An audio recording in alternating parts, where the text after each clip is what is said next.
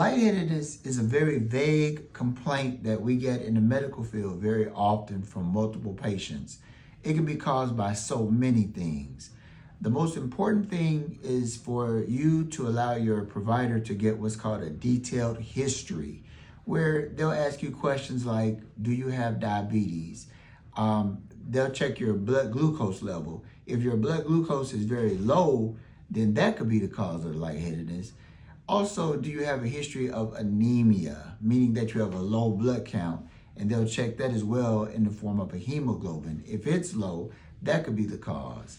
Also with this pollen, sometimes your allergies or your sinus symptoms secondary to allergies to the pollen can cause you to be lightheaded as well. So there's so many things, but it will be determined by the history. All right, so what can be done to someone who goes through this?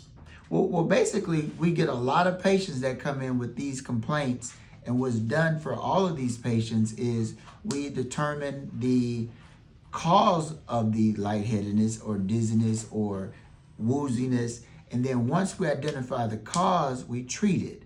If they're very anemic, then we could possibly put them on iron or send them for what's called a blood transfusion, where we can bring their blood level up.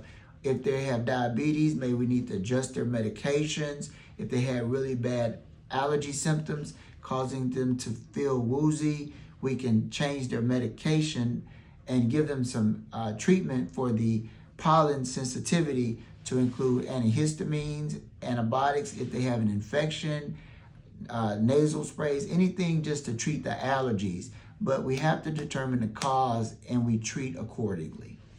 All right, listen to your body. Maybe you just need water, or just maybe you need to grab a bite to eat. Slow down. Slow down and talk to your provider.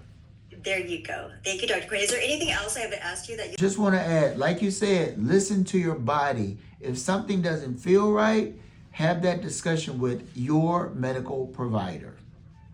All right, thank you again, Dr. Quinn. Appreciate you as always for joining us every Thursday. We're